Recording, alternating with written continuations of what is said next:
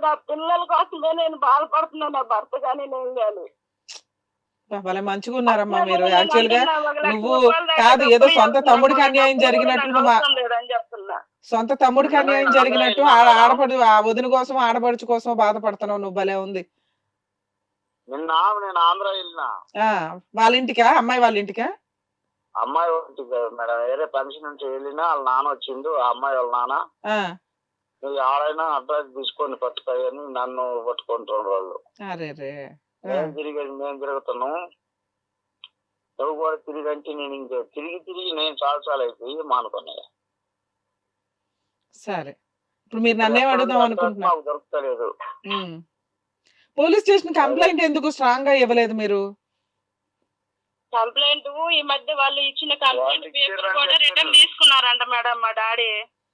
తీసుకోవడం వేరు, ఎత్తుకుతారు కదా ఎక్కడున్నాడు ఏంటి అనే బాధ్యతలు తీసుకోవాలి. అసలు ఆయన ఎందుకు పట్టించుకుంటారో నాకు అర్థం కావటం లేదు. అసలు పిల్లల మీద అసలు లేదు వాళ్ళకి. తల్లి తండ్రి అని ఉన్నారే గాని మాకు అసలు ఎందుకు తరం గారు మాకు. నన్ను అలాగే చేశారు. ఇంకా వాడంటే వాడు ఎప్పుడు నా దగ్గరే ఉండాలని నేను అనుకున్నా, తమ్ముడు కాబట్టి. ఇక పెద్దోళ్ళని పట్టించుకోరు, వాళ్ళది వాళ్ళు అయిపోయారు.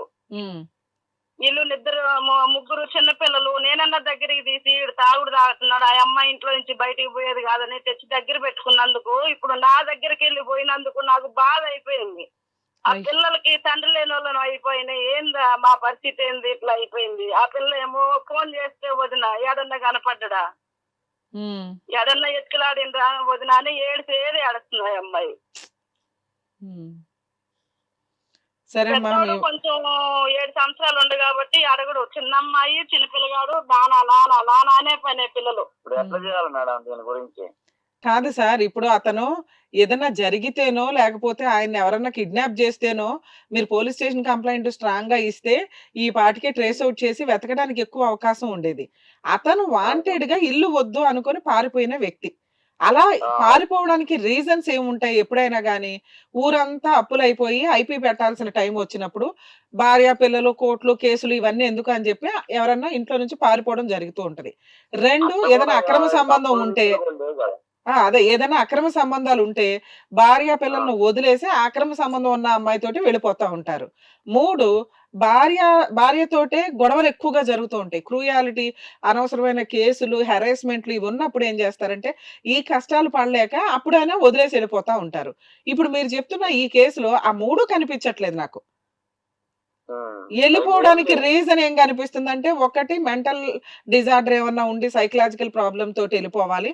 2, ఏమన్నా తాగుడికి అలవాటు అయ్యి ఎవడో అక్కడ రైల్వే స్టేషన్ లోనే ఎక్కడో ఒక ఇద్దరు తగిలారు కదా, వాళ్ళు ఎవరో ఏ పనికి మాలలో తగిలారు. వాళ్ళతో పాటు ఈయన కూడా డైలీ పనులు చేసుకుంటూ హ్యాపీగా తాగుతూ ఉండొచ్చు. నా మీద ఎవరి పెత్తనాలు ఉండవు, భార్య పిల్లలకి సేవ చేయాల్సిన అవసరం లేదు, అక్క బావ చెప్పింది తినాల్సిన అవసరం లేదు, అమ్మా నాన్న అయితే అసలు లెక్కే చేయాల్సిన అవసరం లేదని హ్యాపీగా తిరుగుతున్నాడు.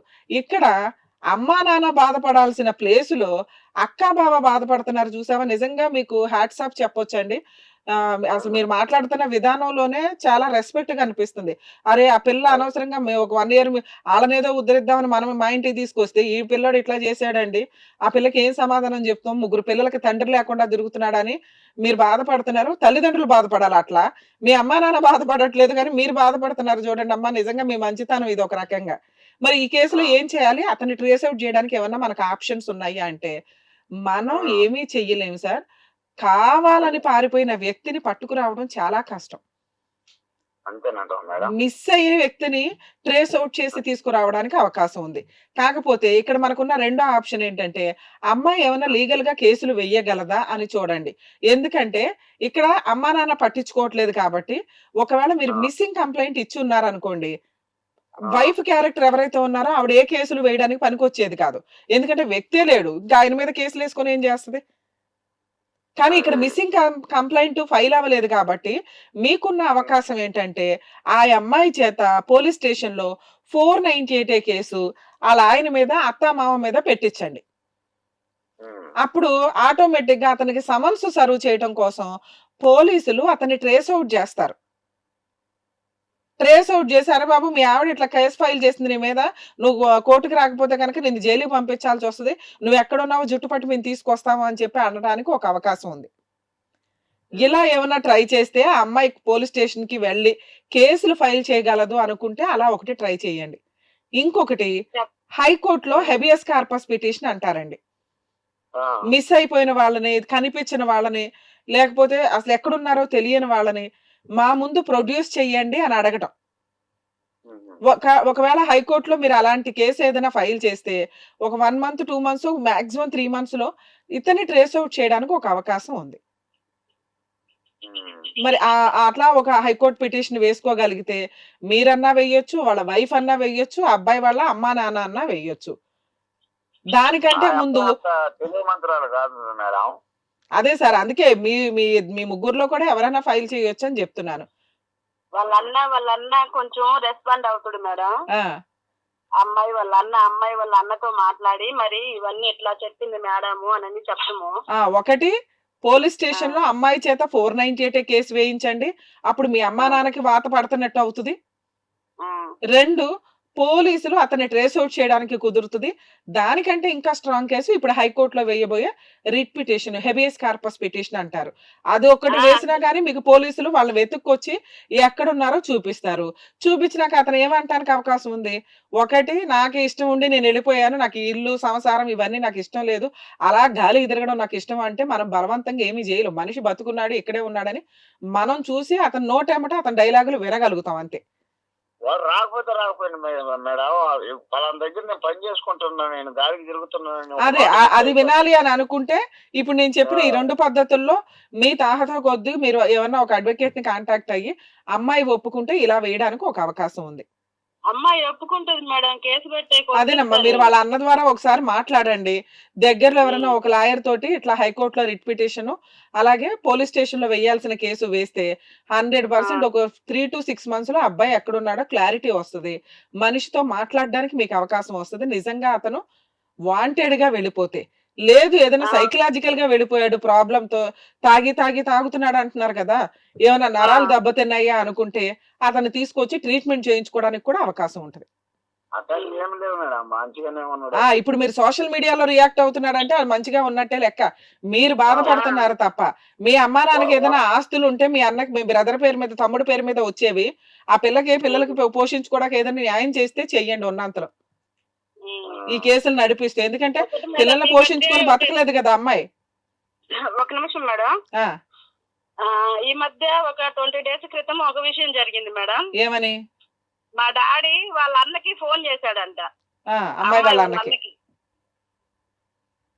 వాళ్ళ అన్నకి ఫోన్ చేసి ఆ అమ్మాయిని పంపియండి, వాడి పేరు మీద సిమ్ ఉంది కదా, ఆ సిమ్ నా బండికి కాంటాక్ట్ అయ్యింది, బండికి ఇన్సూరెన్స్ ప్లే చేయాలన్నా అమౌంట్ ప్లే చేయాలన్నా వీలు పడట్లేదు, ఆ సిమ్ కావాలి నాకు, అమ్మాయిని పంపించమంటే వాళ్ళ అన్న ఒక మాట అన్నాడంట.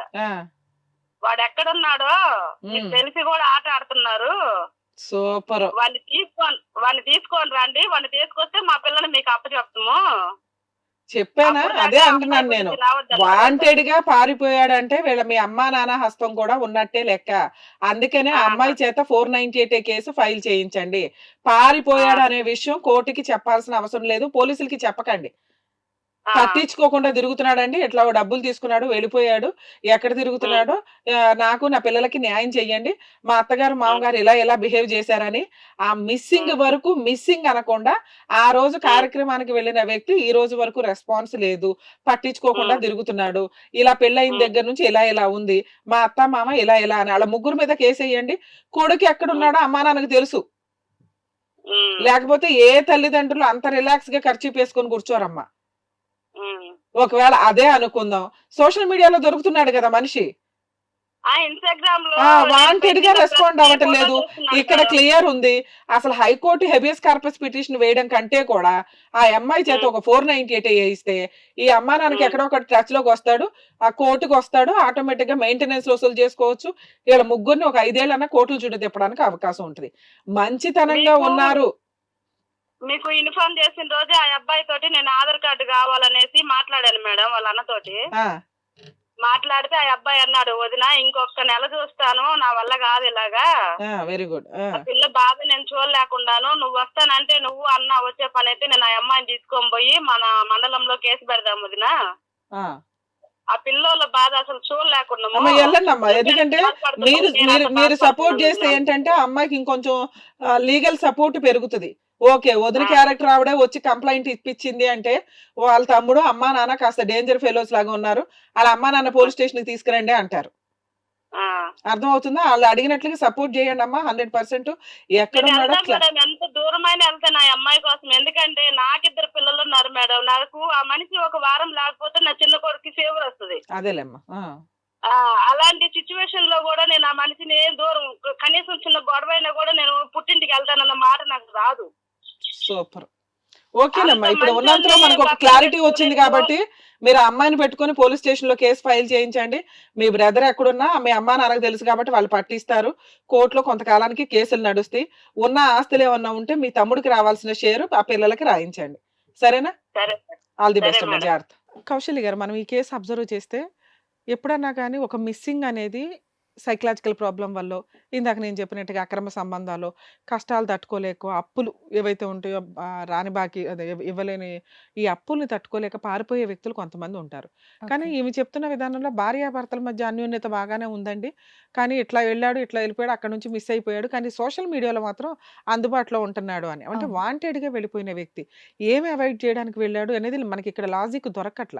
భార్య హెరాస్మెంట్ క్రూయాలిటీ ఉందా అంటే ఆవిడ ఆల్రెడీ చాలా మంచిదండి. 5 రూపాయలు తెస్తే 5 రూపాయల్లో, 50 రూపాయలు తెస్తే 50 రూపాయల్లో ఉంటుందండి. ఆ ఇంట్లో నుంచి బయటకు వచ్చే టైపు కాదు, అమ్మాయి అక్రమ సంబంధాలు పెట్టుకోలేదు అనేది ఒకటి మాట్లాడుతుంది. ఇంకొంచెం డౌట్ఫుల్గా మనం ఆలోచించాల్సింది ఏంటంటే, ఈవిడ అంటే ఇంక మంచి వాళ్ళని కూడా మనం అనేయొచ్చు అంటే మరి అది కూడా ఆలోచించాలి కాబట్టి మాట్లాడుతున్నారు. కానీ తల్లిదండ్రులు మిస్సింగ్ కంప్లైంట్ వేయకుండా ఉండరు. అది అక్కడ డౌట్ కొడుతుంది. కాబట్టి తల్లిదండ్రులకి ఈ కూతురికి ఏమైనా తగాదాలు ఉన్నాయా, అలా తగాదాలు ఉండడం వల్ల తమ్ముడు వెళ్ళిపోవడం కానీ, దానికోసం ఆవిడ మరదలకి సపోర్ట్ చేయడం, ఇదేమన్నా నడుస్తుందా అనేది కొంచెం ఒక 1% తప్ప మిగతాదంతా చూస్తే 99% వీళ్ళంతా ఆయన వాంటెడ్గా ఒళ్ళు బద్ధకంతో వెళ్ళిపోయిన రీజన్స్ ఎక్కువ కనిపిస్తున్నాయి. కొడుకు ఎక్కడికి వెళ్ళిపోయాడో తల్లిదండ్రులకు తెలుసు అనేది కూడా మనకు కొంత క్లారిటీ అయితే వస్తుంది. మరి ఇప్పుడు వీళ్ళు ట్రేస్ అవుట్ చేయడానికి ఒక వ్యక్తి నిజంగా మిస్ అయితే పోలీస్ స్టేషన్లో ఫస్ట్ కంప్లైంట్ ఫైల్ చేయాలండి. అలా కంప్లైంట్ ఫైల్ చేసినాక కూడా ఒక 1 month 1.5 monthలో దొరకకపోతే హైకోర్టులో హెబియస్ కార్పస్ పిటిషన్ ఫైల్ చేస్తే కనుక ఆటోమేటిక్గా ఆ వ్యక్తిని ప్రొడ్యూస్ చేయండి అని హైకోర్టు పోలీసులకి డైరెక్షన్ ఇస్తుంది. కానీ ఈ కేసులో వాంటెడ్గా వెళ్ళిపోయిన వ్యక్తి కాబట్టి వైఫ్ క్యారెక్టర్ ఎవరైతే ఉన్నారో ఆవిడ వేయాల్సిన కేసులన్నీ వేసుకుంటే 498 DVC MCలు ఆటోమేటిక్గా అత్తామామలు కోర్టు చుట్టూ తిరగాల్సి వస్తుంది. కాబట్టి కొడుకు ఎక్కడున్నాడో ట్రేస్ అవుట్ చేసి కోర్టులో ప్రొడ్యూస్ చేయడానికి అవకాశం ఉంది. ఏరా బాబు, నీ కేసులకు మేము తిరగాల్సి వస్తుంది అని అప్పుడు బయటకు వస్తారు కలుగులో నుంచి. సో ఈ కేసులో అది బెటర్ అని నా ఉద్దేశం. Okay, thank you so much for the solution madam. So చూసారు కదా, ఇది వాటి మన ఎపిసోడ్. మీకు కూడా మీకున్న సమస్యలకి పరిష్కారం కావాలంటే తప్పకుండా మీకు స్క్రీన్ మీద కనిపిస్తున్న నెంబర్ని కాంటాక్ట్ చేయండి. Thank you so much for watching. Hit TV app ని డౌన్లోడ్ చేసుకోండి. ఇందులో short news, live news, entertainment movies అన్ని అవైలబుల్ గా ఉన్నాయి. Please download hit TV app. Hit TV app ని ఫ్రీగా డౌన్లోడ్ చేసుకోండి.